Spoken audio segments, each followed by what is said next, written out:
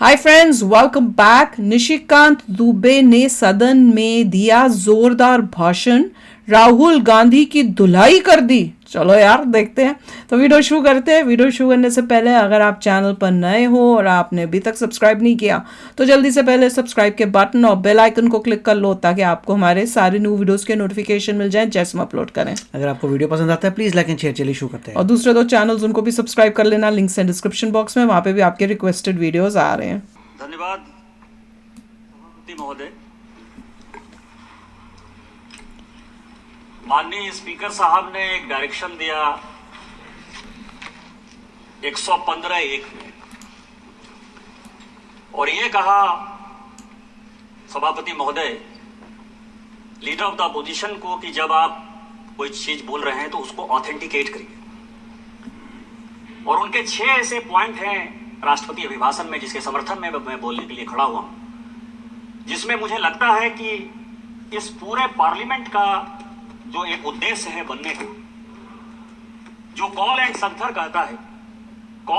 कहता है कि लीडर ऑफ द अपोजिशन वैसा होना चाहिए जिसको पार्लियामेंट्री स्किल के बारे में, रूल के बारे में, कंट्री के बारे में, देश के प्रधानमंत्री के बारे में, देश की स्वतंत्रता के बारे में, सॉवरेनिटी के बारे में पूरी जानकारी होनी चाहिए। इनको तो कुछ भी नहीं है। और मैं बड़े ही दुखी मन से ये बात बोलने जा रहा हूं कि वर्षों बाद ये चौथा मेरा टर्म है।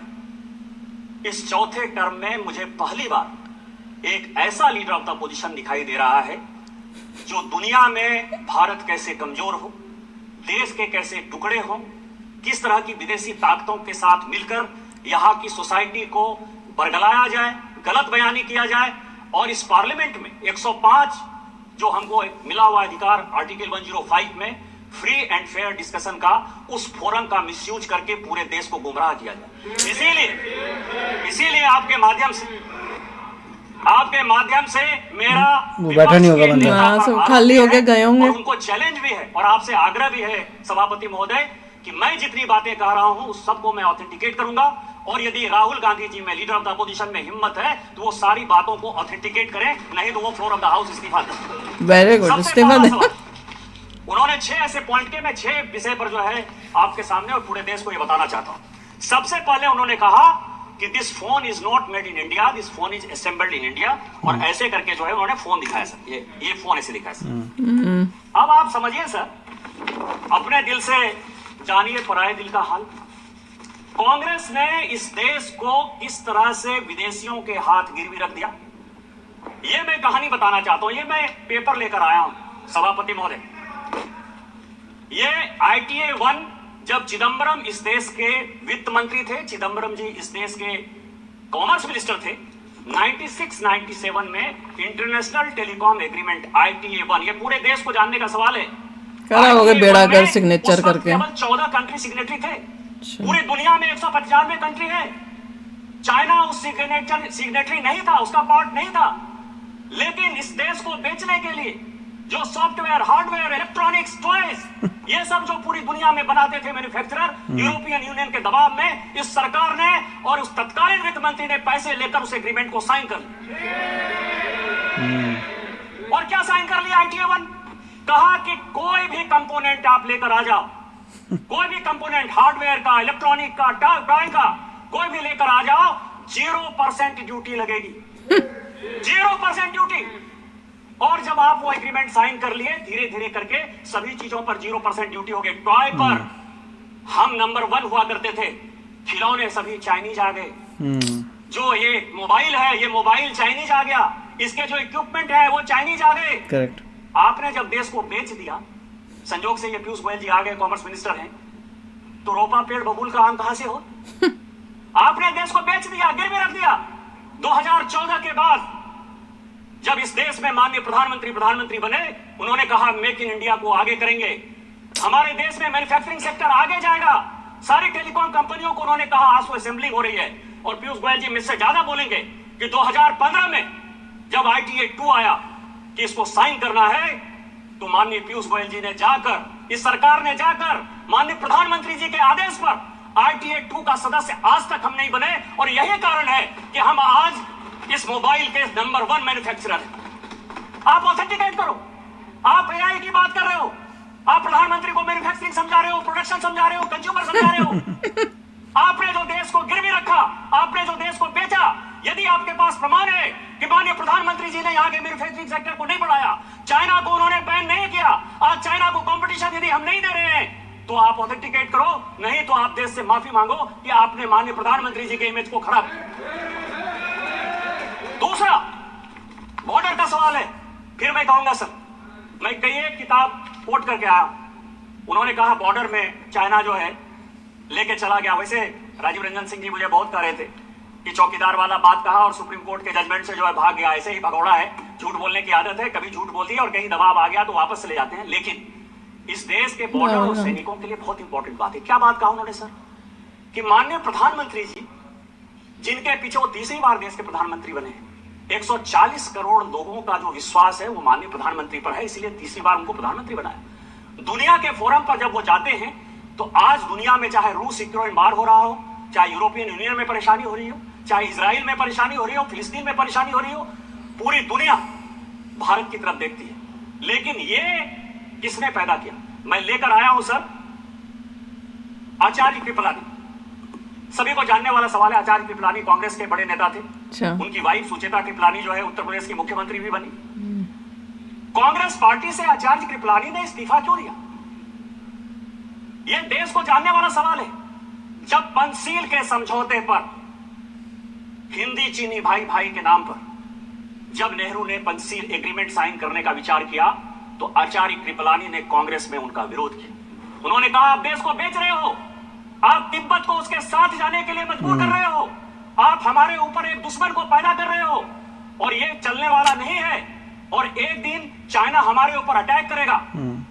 इस गांधी परिवार ने नेहरू जी के नेतृत्व में आचार्य कृपलानी को ही कांग्रेस से बाहर कर दिया। इतनी ही बात नहीं, जब इन्होंने ये बात कही कि प्रधानमंत्री जी कुछ बोलते हैं और जो आर्मी के चीफ है या सेना के जो जवान है वो अलग बात बोलते हैं, मैं कोट कर रहा हूं सर, उस वक्त के जो एयर मार्शल थे, फील्ड मार्शल थे रॉबर्ट्स, उसने कहा पंचशील के इस सिद्धांत के बाद चाइना हमारे ऊपर अटैक करेगा और हमारी आर्मी इतनी मजबूत नहीं है कि हम उसका मुकाबला कर पाए। जब यह स्टेटमेंट बाहर आया, इसी फ्लोर पर नेहरू जी ने कहा कि आर्मी के जो लोग हैं वो गलत बयानी कर रहे हैं, मुझे अपने देश पर भरोसा है और मेरे पास इतनी सेना की ताकत है कि हम किसी भी देश का मुकाबला कर सकते हैं, चाइना क्या बात है। ये मैं उनका स्टेटमेंट 1960 का इसी कर नहीं पाए फिर हाउस पर जो है उन्होंने दिया है, उसको मैं कोट कर रहा हूं।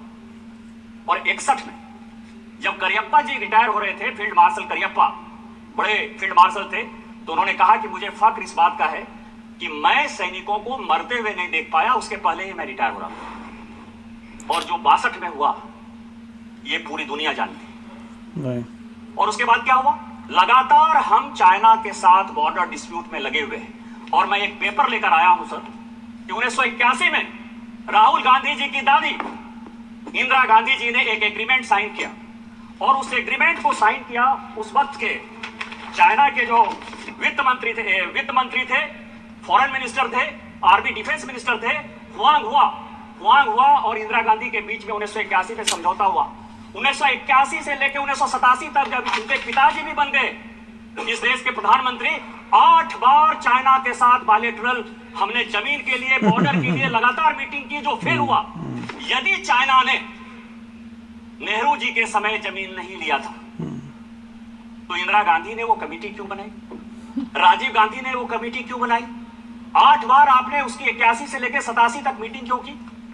आप चाइना को पूरा का पूरा अक्साई चीन से लेकर पाकिस्तान जो आपने बनाया उस पर नहीं जाता, आपने सेना को घुसने दिया, आप लद्दाख तक पहुंच गए, आप अरुणाचल तक पहुंच गए, आपने तिब्बत को देकर हमारे माथे पर चाइना को बैठा दिया।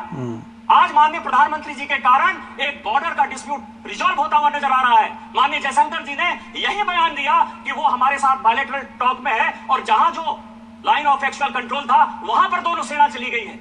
इस प्रधानमंत्री जी के जिस मजबूती के कारण चाइना आज पूरी दुनिया में परेशान नजर आ रहा है, आप जो है उस प्रधानमंत्री जी को प्रेज करने के बदले, पूरे देश में उनकी वाहवाही करने के बदले अपने चाहे नेहरू का समस्या हो, चाहे इंदिरा जी का समस्या हो, चाहे राजीव गांधी का समस्या हो, उस समस्या को जो है चूंकि आप रिजॉल्व नहीं कर पाए, आपने चाइना को माथे पर बैठा दिया। आज माननीय प्रधानमंत्री जी उसको रिजॉल्व कर देंगे तो आपका सारा विषय खत्म हो जाएगा, क्योंकि चाइना के साथ आपका एग्रीमेंट है। चाइनीज कम्युनिस्ट पार्टी के साथ कांग्रेस पार्टी ने क्या एग्रीमेंट किया है आज तक पूरी दुनिया को नहीं पता है। तो चाइना के एजेंट के तौर पर जो आप बैठे हुए हो, इस कारण से माननीय प्रधानमंत्री जी को बदनाम करने के लिए, देश को गुमराह करने के लिए बात कर रहे हो। आप on the floor of the house माफी मांगो और ऑथेंटिकेट करो इन चीजों को। कमाल का बोला है उनकी, जैसे कहते हैं ना तो धोती खोल रहा है, वो डायलॉग है ना, बिना वही प्रूफ दिख रहा के था। मत बोलिए, हाँ। बिना प्रूफ के मत बोलो और अपना देखो कि तुम्हारी पार्टी ने क्या कुछ किया। नेहरू जी ने क्या गलत डिसीजन लिए थे, उसके बाद इंदिरा गांधी ने क्या किए थे, राजीव गांधी ने क्या लिए थे, सब लोगों ने गलत डिसीजन लिए थे। और कैसे चाइना तुम्हारी लैंड ले गया, तिब्बत आ गया, इसका मतलब लोगों को ये नॉलेज नहीं है कि अगर हम वहाँ सही डिसीजन लेते तो तिब्बत भी नहीं जाता। तो ये पता चल रहा है यहाँ से कि अगर उसे सही डिसीजन लिए होते तो तिब्बत नहीं जाता उनके साथ, इंडिया के साथ रहता। बहुत ही मतलब घबरा गए थे, बहुत ही डर गए थे, उससे बहुत लॉस हुआ देश का। नहीं, ये जवाहरलाल नेहरू के दिमाग में कीड़ा था, हिंदी चिन्नी भाई भाई, गलत था, और उस कीड़े की वजह से अभी तक हम भुगत रहे हैं। और उन्होंने यही बोला कि तुम बोलते हो बड़ा फोन उठा के, भैया ये तो सिर्फ असेंबल हुआ है, फलाना है, ये तो चाइना का माल है। वो कह रहे हैं चाइना का माल क्यों आ रहा है, अगर आ भी रहा है तो वो तुम्हारी वजह से। पहले अपनी हिस्ट्री तो चेक करो, जो तुमने एग्रीमेंट साइन किए, कॉन्ट्रैक्ट किए, जीरो टैक्स करके तुमने वो बोल दिया, तो उसी वजह से कहते हैं हम लोग टॉयज बनाने में, खिलौने बनाने में टॉप के होते थे। ये तो तुम्हारे इस एग्रीमेंट जो तुमने किया, जो कॉन्ट्रैक्ट किया, उसकी वजह से कहाँ हम टॉप के होते थे खिलौने बनाने के। और अब हम देखो क्या हो गया, तुमने पूरी इंडिया के अंदर मैन्युफैक्चरिंग, इंडिया के अंदर इंडस्ट्री सब ठप कर दी। जो तुमने किया अंदर से किया होगा ना, लेन देन किया होगा, अपना पैसा खाया होगा और पैसा खा के देश को भेज दिया ऐसे एग्रीमेंट्स करके। बड़ा ही गुस्सा आ रहा था सुनकर। और ये राहुल गांधी भाग गया, जब उसकी बारी होती है सुनने की, सच्चाई हिम्मत है नहीं, तब ये भाग जाता है, गायब हो जाता है। तो चलो यार, आप भी शेयर करना अपने थॉट्स। चलते हैं, मिलेंगे नेक्स्ट वीडियो में बहुत ही जल्द। Till then take care and bye bye. तो अगर आप मेरे इस चैनल पे नए हो तो जल्दी से सब्सक्राइब के बटन को हिट करो और बेल आइकन को क्लिक करो, ताकि आपको मेरा जब नया वीडियो मैं लगाऊं आपको उसके बारे में जल्दी से पता चल जाए।